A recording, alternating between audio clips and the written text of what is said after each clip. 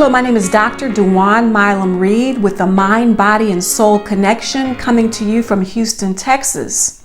Today I'm going to talk to you about raising strong Black children. I'm the mother of two amazing young adult children, a boy and a girl, actually a man and a woman, I should say. One of them is working on their PhD at an Ivy League university. The other one is finishing up their bachelor's degree at a major university. Both of them top students. But what I'm most proud about with regards to my kids is that they are both strong Christian adults. They're servants for God. And my husband and I have put so much time and money and heart into raising these kids, and I realized that we could not have done it without God Almighty. God has been behind us at every step of the way. The church has helped to raise our kids. It truly takes a village. People have asked me over the years to write something about raising successful Black children, and I thought I would just do a YouTube video. Why not? I have a YouTube channel, and so there's so much that I want to discuss and share, and so this video will be the first in a two-part series on raising strong Black children. The things I'm going to share with you, most of them apply to children of all races. They apply to children across the world, but there are some things in particular that pertain to minority children, African American children, or others who face discrimination. I want to mention this video is for informational purposes only. If you're in need of additional support, please contact a licensed therapist in your area. If you like the video, be sure to like it below, to subscribe to my channel, to make comments, and to share this video with anyone that you think might benefit from the information that I'm going to share with you. Expose your child to learning from an early age. Foster in them a love for reading. Reading is so important, and start reading to them at the earliest age possible. You know, if you're watching this video and you have adolescents, that's okay. You can start at that age. But if you have, especially an unborn child, start reading to your child in the womb. Start reading to your baby, to your infant, to your toddler. Get them excited about reading, and find books that appeal to them, that that they love to look at and to read. I remember my son wasn't too much into reading. My daughter loved to read. My son was very active, and he would much prefer running and playing. And my husband went to the library, and he talked to the librarian. He asked her for a list of suggestions of books that boys might like to read, and she gave my husband this wonderful list. And that was the first time my son really got into reading. And I love watching, I love to see him excited about reading, but it took finding those books that were interesting to him. Let your kids see you reading. Be that role model to them, to see you actually sitting down with a book to read or with your Kindle to read. Let them see that. And also find books that pertain to African Americans, to current history, to our past history. That's the way to teach them about their history and to develop pride in their history. And in this below in the comments, you'll see that I have a list of suggestions of books that kids might like to read, that African American children in particular might like to read. So be sure to take a look at that list of books. The next thing I have to talk about is, how proud are you to be an African American? How proud are you as a parent or a grandparent or an aunt or an uncle, etc.? How proud are you? Because we transmit those feelings to our children. We transmit that pride or that shame to our kids about our race. How do you feel about the different shades within the African American culture, all the different skin tones? How do you feel about that? How do you feel about, kinky hair, tight curled hair versus looser curled hair? Now, really, we need to do a self-assessment, and we need to check ourselves and see how we feel about ourselves, because we want to portray to our children, we want to convey to our children that it's great to be African American, it's great to be Black, that we're so blessed. We have such a rich culture, such a rich history. There's so many people that we have to be proud of, and that we're a strong race. But if you have some issues with that yourself, the first step is for us to check ourselves. The next point is expose your children to positive Black people. Positive African Americans, people that are doing things, the movers and the shakers of this world, the business people, doctors, lawyers, engineers, the craftsmen, the tradespeople, people who are really hardworking people. Allow your child to meet these people. Find these people. If you don't have them, if you don't know them, if they're not in your family, if they're not in your community, seek out people. If you have a kid who's interested in being a chef, wouldn't it be neat for that kid to meet an African American chef? Or if they want to be a teacher, to meet a teacher outside of their school, somebody who is willing to sit and talk with them and maybe even to mentor them. Church is a great place to meet these people. It's a wonderful place. There are also many different trade organizations that you can find. You can even, ask around friend and family members. Who do you know? Like if you have a kid that wants to be an engineer, ask your auntie or your uncle or your cousin, do you know any Black engineers? Do you know somebody who would be willing to talk with my child? Because it really helps, if you have a kid who's aspiring to be a particular thing, if you've met somebody who looks like you, who has done that thing, that makes such a huge impact on our kids. It makes that whatever they want to do come alive and to actually be a possibility. When they meet somebody, they're like, yes, I can do that. I can do that. I know somebody who looks like me who's doing that. So try to take the time to find those people in your community that your children can model themselves after, positive Black role models.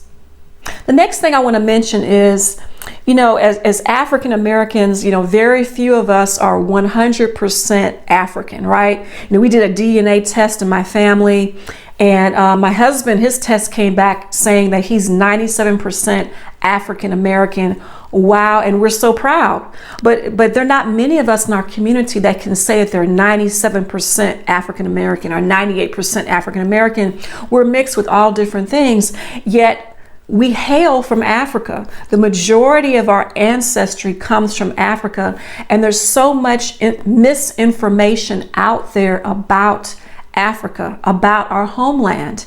And this can affect our children's self-esteem. I never forget, one of my kids came home and told me that in school, I think it was a teacher was sharing that, people in Africa live in huts and they're so very poor. And that's true for different parts of Africa. But I thought, wow, what misinformation about Africa. Africa is a continent, first of all. It's not a country. There's so many resources in Africa, and there's so many different cultures that have tried to come and strip Africa of those resources. So many different clients and people of wealth and, prestige, and people who are very educated, and also the very poor. So make sure that you teach your child the truth about Africa. Find out information, research, go to the library and teach your child about all the different countries in Africa and the different peoples and their customs.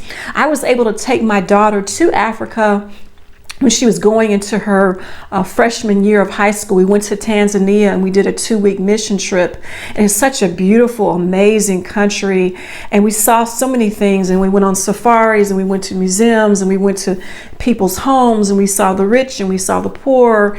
And there were just so many different things to see. So educate your child. Don't let them think that people in Africa are running around with, grass skirts on, half nude, and that they don't know anything. So make sure that they know about their ancestry and where they come from, that they know the truth about their homeland. The next thing is your child proud of their skin tone? Are they proud of the texture of their hair? Are they proud of their nose and their lips and their fuller figures? There's so many messages that the media sends about beauty. What do you think about beauty, and what does your child think about beauty? Do they think it's beautiful to be an African American?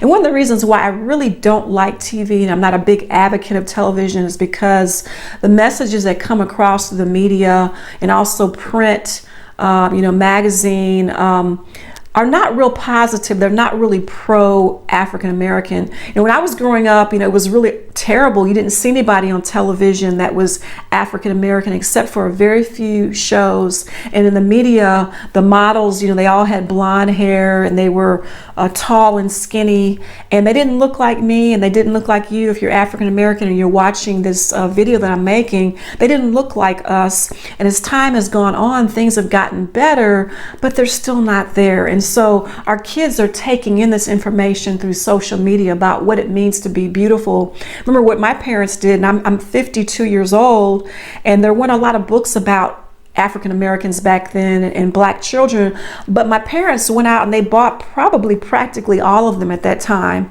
And I had a library of books about black girls and black boys that taught me pride about being an African American. So be sure to seek these things out. If your child is interested in beauty and modeling, expose them to the black models of the world and teach them that, we're all beautiful. It doesn't matter about our hair color and our texture. Really instill that pride in them, and watch what they're watching on TV.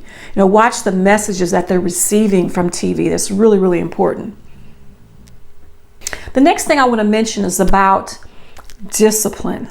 As African Americans, we can be really tough when it comes to discipline, and a lot of that stems back to the slavery period where we were whipped and we had to stay in line and we might lose our lives.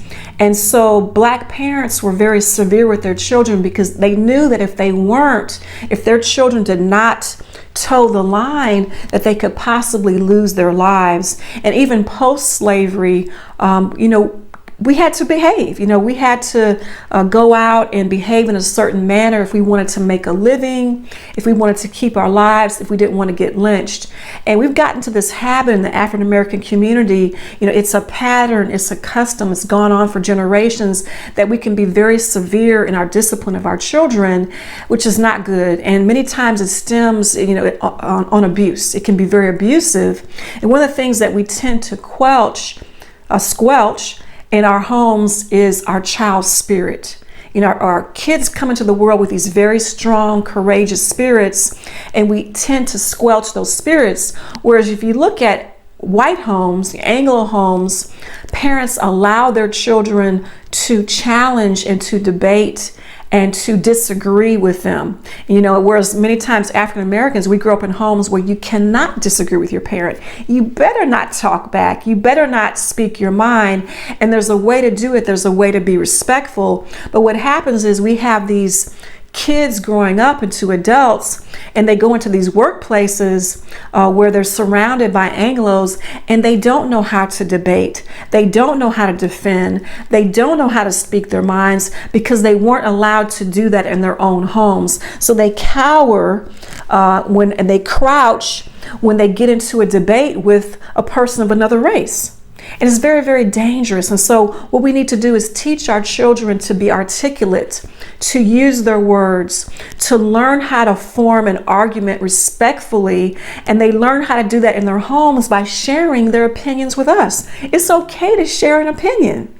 We as parents should want to hear what our kids have to say. We should want to hear how they're forming their thoughts and how they're forming their opinions so that we can step in and we can work with their thoughts and their beliefs about different things. If we don't know why they think a certain thing, if we don't know what they think, we don't get a chance to influence them. So teach your children to respectfully defend, to debate, to share their opinions so that when they go to work, they're not submissive, they don't cower, they have strong self-esteem, and they can present themselves to people of other races in a very strong and assertive manner. So teach them that in your home, how to be assertive, how to defend, how to speak, and how to use their voice.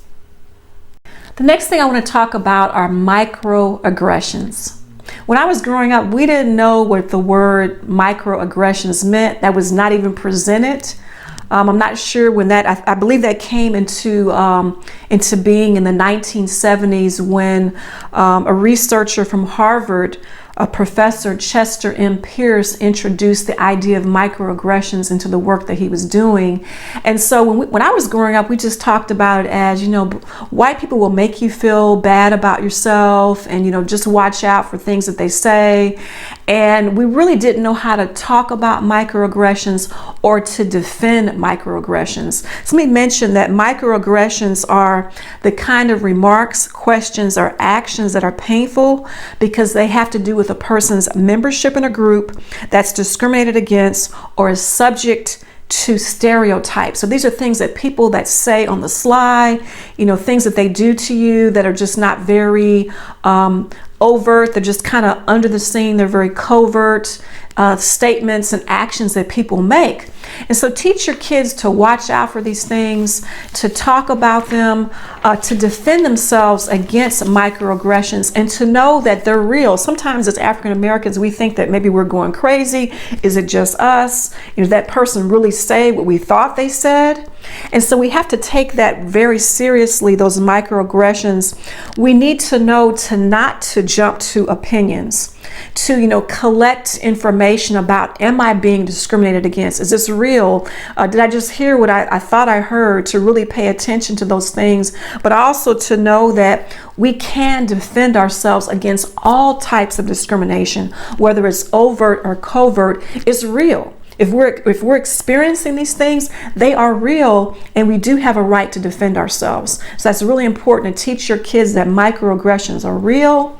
We do have a right to defend ourselves against them, and that we do have a right to seek out support, to get help when we are being discriminated against.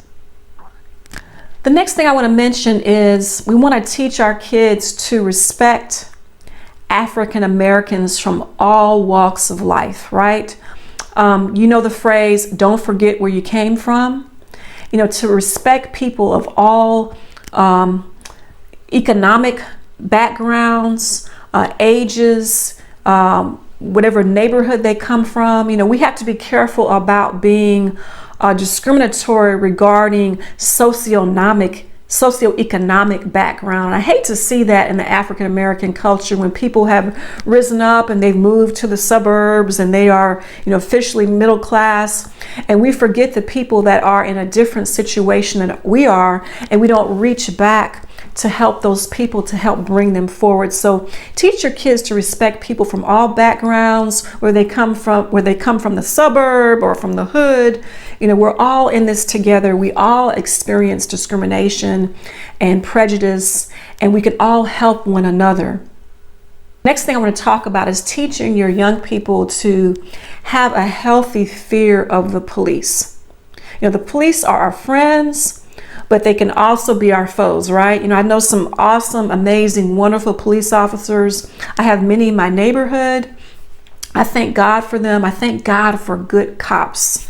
Where would we be without them? They are our defenders. And so we want to teach our kids to respect the police, but also to have that healthy fear. And in particular, our Black males, although many things have happened to Black females as well. But as a mother of a Black male, I have dealt with that fear when my kid goes out or when they're coming home late at night. We want to teach them what to do. For example, when you get pulled over, you put your hands on the wheel. You don't reach down for anything. Before you reach for your wallet or for your purse, you tell the police officer, I'm reaching for my wallet, I'm reaching for my purse. Is that okay?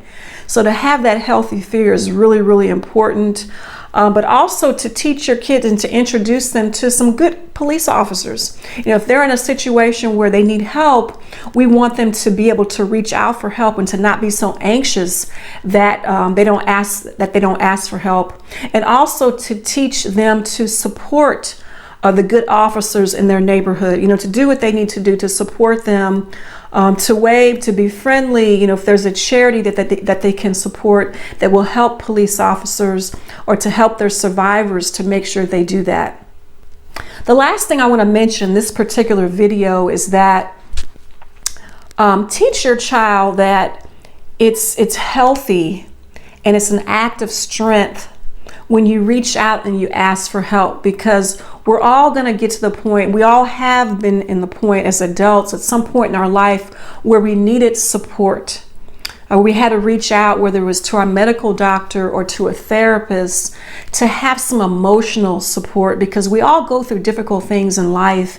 And, kids, praise God for them. Many times they haven't dealt with the things in life that we've dealt with, death and all the struggles we go through economically, racism, the discrimination that we deal with, the job loss, etc. We're all going to deal with major traumas in our life at some point. So teach your child what to do when they get to that point. There's such a stigma in our community about mental health, blacks and mental health. I'm sure you've seen articles, you've heard news clips, interviews on TV about how African Americans in particular don't reach out for help when they need it, when they need mental health. So we want to teach our kids that that's a sign of strength. I'm a Christian. I'm all for, reaching out to God. And that's the first thing that we do is we talk to God. We ask for help. We ask for prayer.